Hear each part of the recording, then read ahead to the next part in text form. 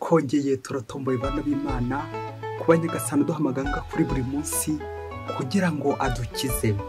Ku izina ry'Imana Data n'Umwana na Roho Mutagatifu, amen. Amahoro bana b'Imana, nimuhumure, turinzwe n'ububasha bw'Imana, ntacyo twaba niba turi kumwe n'Imana. Dufite amahirwe akomeye cyane. Imana twandikiye ibaruwa y'ihumure, ibaruwa ije kudukiza. Ubwo kuri uwa kane tariki 29/2022 tugiye guhimbaza abamarayika bakuru, les archanges. Dore rero amasomo atagatifu adufasha kwakira izo ntumwa z'Imana. Isomo ryamenye mu gitabo cy'ibyahishuwe umutwe wa 12 umurongo wa 7 kugeza ku 12. Nuko mu ijuru intambara irarota, Mikayeli n'abamarayika barwana na cya kiyoka, nacyo kirabarwanya hamwe n'abamarayika bacyo, ariko ntibabasha gutsinda kandi ntibongera ukundi kugira umwanya wabo mu ijuru. Cya kiyoka nyamunini kirahanandurwa, ya nzoka ya kera na kare, ariyo bita Sekibi na Sekinyoma, wa wundi uyobya isi yose. Nuko gihanandurirwa ku isi hamwe n'abamarayika bacyo. Hanyuma numva ijwi riranguruye rituruka mu ijuru riti, ngiki igihe cy'ubucunguzi kirageze, igihe cy'ububasha n'ubwami bw'Imana yacu n'ubutegetsi bwa Kristo wayo. Kuko kareganyi wahoraga arega abavandimwe bacu ku Mana yacu amanywa n'ijoro, ahanantuwe, nyamara bamutsindisha amaraso ya ntama n'ijambo babereye abahamya, bemeye guhara amagara yabo kugeza ku rupfu. Kubera iyo mpamvu ijuru niryishime, namwe abarituye munezerwe. Iryo ni ijambo ry'Imana. Kubera iyo mpamvu ijuru niryishime, namwe abarituye munezerwe. Amen. Zaburi 138. Uhora nza kuririmbira imbere y'ab'ijuru bose. Uhora ndakogeza n'umutima wanjye wose, ndakuririmbira imbere y'ab'ijuru bose. Mfukamye nerekeye ingoro yawe ntagatifu. Ndogeza izina ryawe kubera impuhwe zawe n'ubudahemuka bwawe, kuko warangije amasezerano yawe, bigatuma ubwamamare bwawe burushaho kugaragara. Umunsi nagutakiye waranyumvise, maze urampumuriza, unyongerera imbaraga.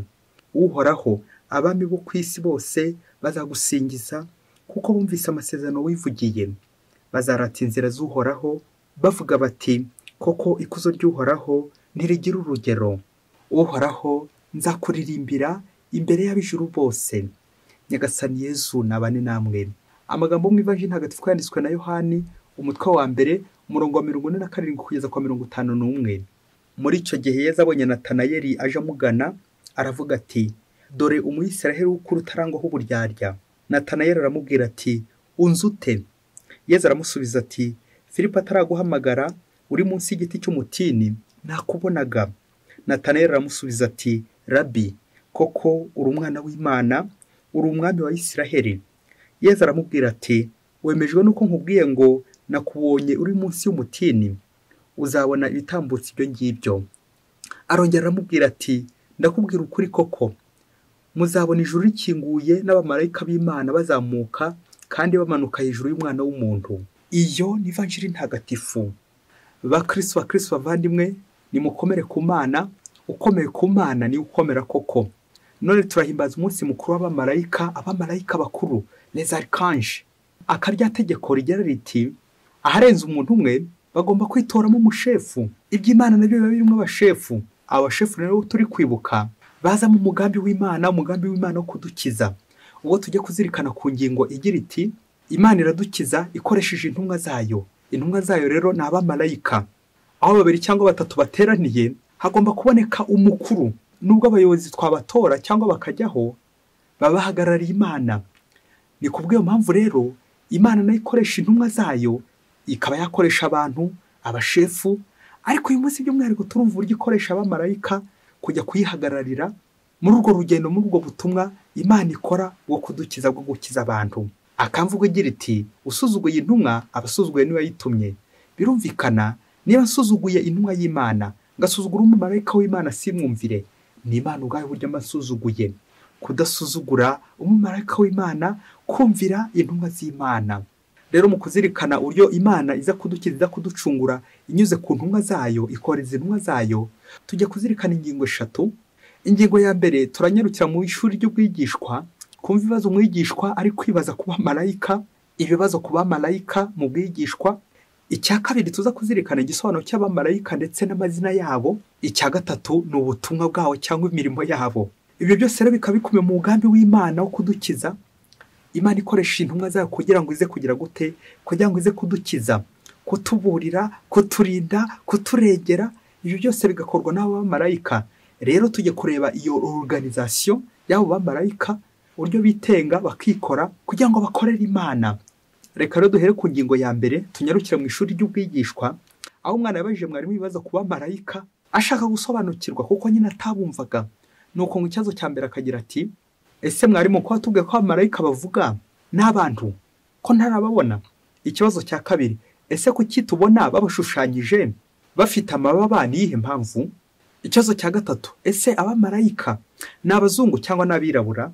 Ikibazo cya kane, ni abasore cyangwa n'abakobwa?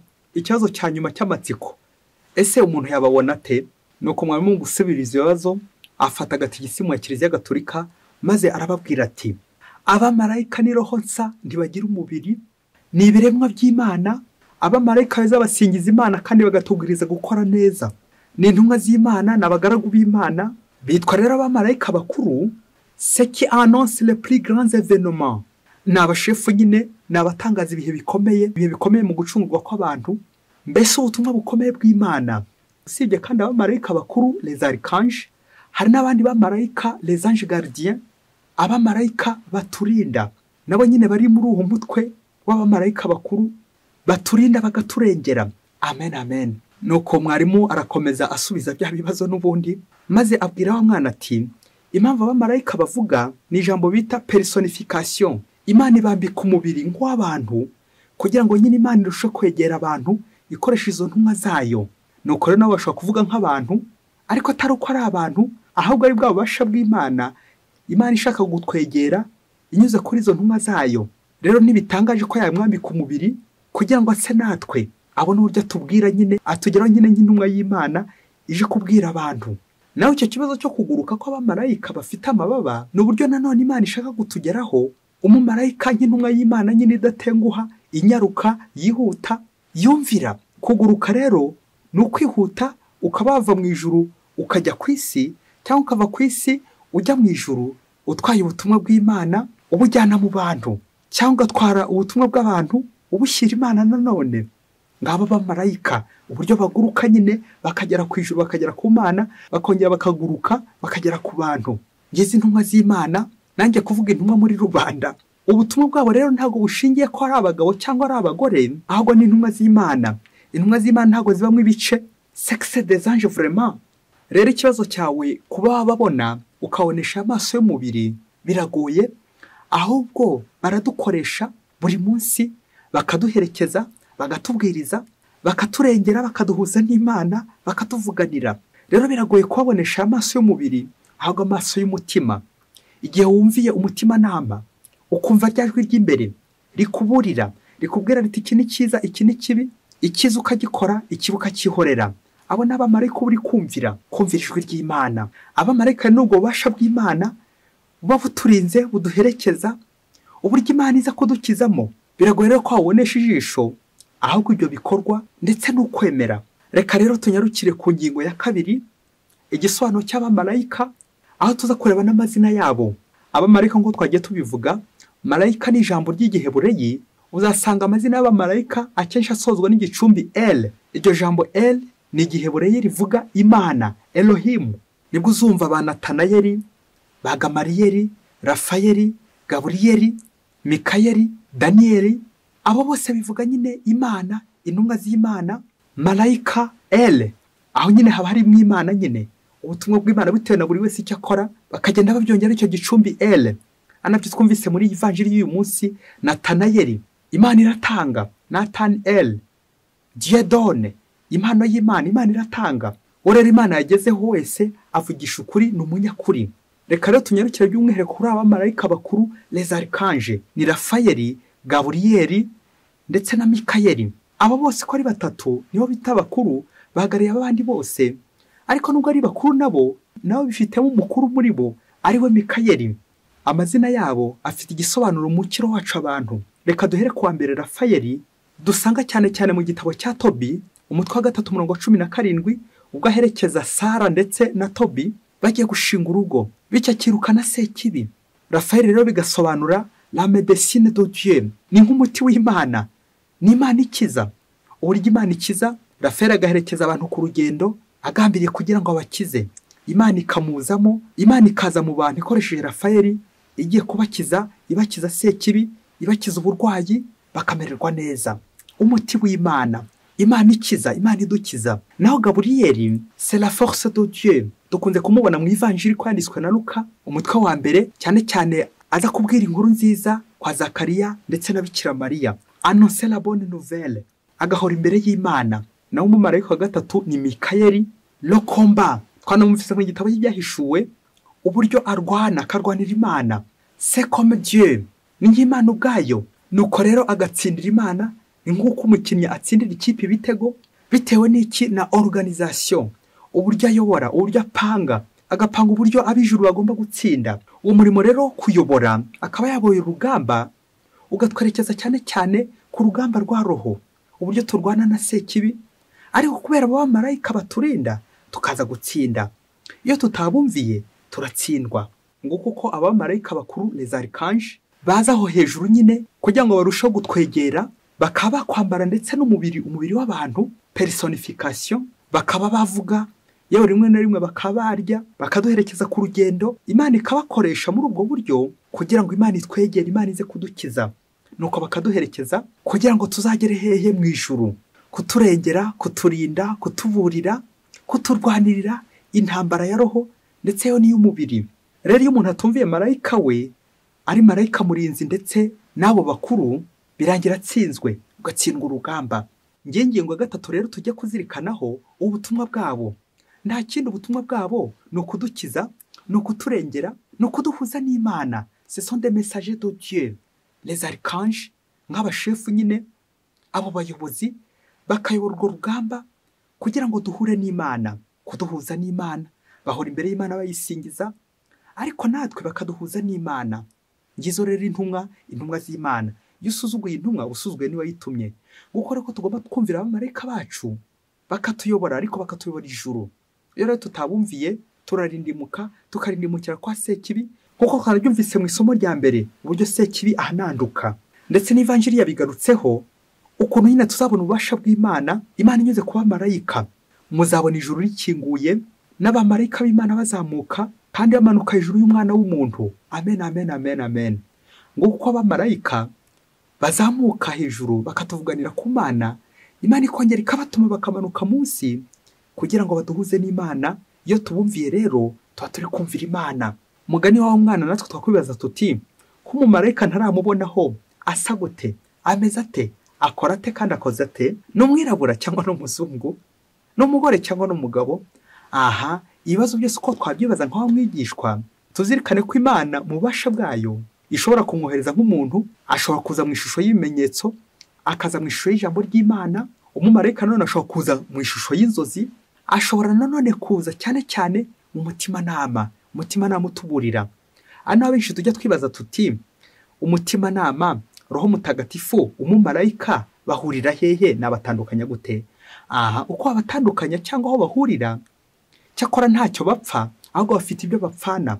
Bapfana ko ari ububasha bw'Imana nyine, uburyo Imana ikoresha kugira ngo ize itugane, duhure nayo, idukize. Ari ijwi ry'imbere, la conscience, ari abamarayika, ari Roho Mutagatifu, bose nta shyari bagirana, barakorana ngo ububasha bw'Imana buza kudukiza.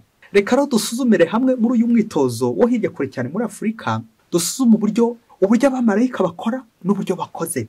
Ngo hirya kure cyane muri Afurika, umugabo w'umukristo ngo yari afite ingeso ebyiri atashaka ko bazimenya, ingeso y'ubusinzi ndetse n'ingeso y'ubusambanyi. Kubera ko yari uw'indani, agakora ku buryo mu itorero hatazajya n'umubimenya ko asinda. Noneho umugore we cyakora ngo yari azi ko asinda, nuko agakora ku buryo ahisha umugore we iyo ngeso y'ubusambanyi, ko amuca inyuma. Nuko yajya gusambana nyine akabikora ku buryo umugore we atabirabukwa, yajya gusinda agakora ku buryo ntawe uzabirabukwa mu itorero. Nuko rero umunsi umwe aza gusiba akazi, yigira ku ikabari. Agezeyo ahura n'ikigare, nuko baranywa barasinda, barangije bamumena uruguma. Nuko agiye kwa muganga kwisuzumisha, asanga mu isuzumiro kwa muganga ari umukuru w'itorero uri gusuzuma. Ubwo birumvikana kubera ko uwo muganga yarabimenyereye, ahita amenya nyine impamvu bamumenye uruguma, ko ari ubusinzi. Aha, ubwo se azongera kubihisha gute? nuko ku munsi ukurikiyeho ngo yarafitanye randevu n'indaya, nuko nanone aza gusiba akazi abwira umugore ko akiri kunywa imiti bitewe n'urugomo bari bamumennye, nuko yisigarira mu rugo. Ako kanya ahita amagara ya ndaya ye. Urumva umugore amaze kugenda, ya ndaya ibirahageze mu gihe umugore nawe amaze kugenda. Umugore rero akaba yaribagiye ibyangombwa agaruka kubireba mu rugo, nuko umugore afata ibyangombwa ariko abona ya ndaya irahari, ntiyamenya n'ibyo ari byo, ntiyanabyitaho. Umugabo arisobanura ko ari uwo bakorana ku kazi waruje kumusura, umushefu umubose we. Umugore arikomeza ntiyabyitaho, yisubira ku kazi. Nuko kamwanya nyine umugore amaze kugenda, babageze mu cyumba, wa mugabo na ya ndaya bamaze gukinga bazi ko nta wundi muntu uri hafi aho ngaho. Wa mugabo agiye kumva yumva akana kari kuboroga, umwana we wari urwaye arembye cyane, maze yihutira kujya kumureba koko ngo yumve iyo nduru, kuko atarabyiteze ko hari umuntu wundi wasigaye mwaho ngaho. Nuko abwira wa mwana ati ceceka ndaza gukujyana, ubu ntegereje gatoya. Nuko yisubira muri cya cyumba. Nizere ko mutaza kumbaza ngo bari gukora mu iki muri cya cyumba. Nuko wa mwana ubwo se yaramaze kumucecekesha, ni ngaho amushyizeho supaguru ku munwa ngo ntiyongere kuvuga. Wa mwana akajya ari gushirira imbere. Nuko aragenda ashaka kugenda yisindagiza ngo ajye kwa muganga, ari kugenda kubera intege nke aza kugwa mu rwobo. Nuko umuturanyi wari utambutse yihutira kujya gutabaza se, maze ajya gukomanga kuri cya cyumba, icyumba cya se. Yumvise atari kumwumva, afata ikiwe kinini arakomanga ngo se akingure kugira ngo ajye gutabara uwo mwana. Nuko se akagenda amusubiza ati ikibazo ndakizi. Nuko umuturanyi aramubwira ati erega umwana yaguye mu rwobo kandi yavunitse bikomeye. Nuko se aramubwira ati ikibazo ndakizi, mbirimo ndaza kubikemura mu kanya. Bigeze aho umuturanyi ko ari kugenda akomanga, anako se nawe ari kugenda amusubiza ngo ikibazo arakizi kandi abirimo. Nuko kwibaza ibyo arimo, niba ari gutekereza kujyana umwana kwa muganga, ari byo bitekerezo yashyize imbere. Nuko nyina w'umwana nawe, umugore wo muri rwa rugo, aza kuza avuye ku kazi, aje asanga nyine umuturanyi ari gutabaza. Wa mugabo akiri muri ya yandi ati ikibazo ndakizi kandi mbirimo ni kubikurikirana. Aha abakristo bavandimwe, ibaze nawe uri uyu mugore wiviriye ku kazi, uraza kubanza usunike urugi urebe ikibazo umugabo wawe yagize muri cya cyumba, ko wasize nyine arwaye, wasanga yarembye cyane uje nko gutabara uri umugore. Nuko waza kumutabara ugasangamo na ya ndaya iri kumutaba, wabigenza ute? Cyangwa urajya gutabara vuba wa mwana waguye mu rwobo. Ibaze uri umubyeyi uvuye ku kazi, uhuye n'ibyago bimeze gutya mu rugo rwawe, wabigenza ute? Watabara nde bwa mbere? Wakora iki? Bakristo bavandimwe, nguko uko Imana igenda ituburira buri kanya, igakoresha abantu, igakoresha ibimenyetso, ye ikaza kugera n'igihe iza gukomanga ryabuye rikomanga iwacu mu mutima wacu, mu mutima nama, ikidodo ku mutima. Imana igira ngo idukebure igihe tugiye kugwa mu ngeso mbi, igihe shitani twibasiye, igihe twibasiwe na za ndaya, igihe twibasiwe na za ngeso mbi, ubusinzi. Akamvuga igira iti umuzimu w'inzoga agendera mu mbetezi, bikazarangira dutsinzwe kandi twaraburiwe. Nk'uko Imana ikoresha abamarayika bayo baza kutuburira, twebwe tukirara ngo ntawe twabonye, ngo ntawe tubwiye, ngo mugenzi wanjye tubana agiye kujya ku kazi, nawe ugasakuma hirya no hino, indaya sinakubwira, ukishora mu ngeso mbi. Nyamara Imana niyo gutuburira. Imana ishobora kohereza ikimenyetso cy'umwana urwaye, ati nyaboneka jyana umwana kwa muganga, aho kwishora muri izo ngeso mbi. Ukanguka nagira ukagumya kuba biti bibisi, bikaza kugeraho Imana yohereza ikimenyetso cy'umuturanyi kugira ngo ukomeze utabare. Ni wa muntu uza tugana, buryo nawe n'umumarayika, umuntu mwiza waho utuburira, ati nyaboneka ngo nutabare, tujye kwa muganga, tujye kwivuza. Umuti la médecine de Dieu, uwo ni Rafayeli. Biza kugera n'igihe noneho Imana itangire gukomanga umutima wawe, nyaboneka ibi wakoze. Mukristo uri gukora n'ibiki? Padiri Maseri bigiye gukora n'ibiki koko? Aha, izo nkomanga z'umutima, uko umutima utaduha amahoro igihe twakoze nabi, ubwo nibwo bubasha bw'Imana nyine, uburyo Imana ikoresha abo bamarayika nyine. N'ubundi buryo bwinshi Imana ishobora gukoresha inyuze kuri abo bamarayika. Ubwo buryo bwiza, abo bantu beza, umumarayika ashaka ko umuturanyi mwiza, ashaka ko umubose mwiza ku kazi. Umumarayika ashaka kuba wa muntu nyine uza kuburira buri kanya ati bikora n'ibiki, agakugira inama, akubwira ati nyaboneka ava aho ngaho. Ashaka no kuba wa muntu witambika aho ngaho mu muryango wawe, wari ugiye gukora amabi, wari wahamagaye indaya, wamubona ukabasha kumupfa gasoni, ukavuga uti ibingibi noneho simbikora. Byibuze ukaburenza umunsi, ukarenga n'undi utarakora ayo mahano, utarishora muri izo ngeso mbi. Kubera iki? Kumvira Imana, kumvira umumarayika wayo, kumvira intumwa z'Imana. Abo bose batuyobora mu itorero, mu idini, muri kiliziya, mu rusengero, iyo tubumviye tukenda kwitwikira ingeso mbi, tuba turi kumvira Imana. iyo twumvira kiliziya, iyo dukora neza ubutumwa bw'Imana, iyo tutohoka ku ngeso mbi, iyo turi kwakira Imana iwacu turwanya ingeso mbi, tukishingikiza abamarayika b'Imana nyine baturwanirira, bakaturengera, bakanaturenganura, yewe bakaduherekeza ku rugendo. Natwe rero uyu munsi turushaho kumvira ijwi ry'Imana ikoresha inyuze ku bamarayika bayo kugira ngo baze kuturengera, baturenganure, batuvuganire, baduherekeze mu rugendo, badukize. Umugambi w'Imana ni uwo kudukiza ikoresheje abamarayika bayo, ikoresha uburyo bwayo, ububasha bwayo. Bamarayika bakuru Rafayeli, Gabriyeli na Mikayeli, mudusabire ku Mana buri munsi. Amen. Mwese Imana ibahe umugisha. Imana Data na Mwana na Roho Mutagatifu. Amen. Padiri Musumukora Gisiyasi wa Diyosesi ya Cyangugu.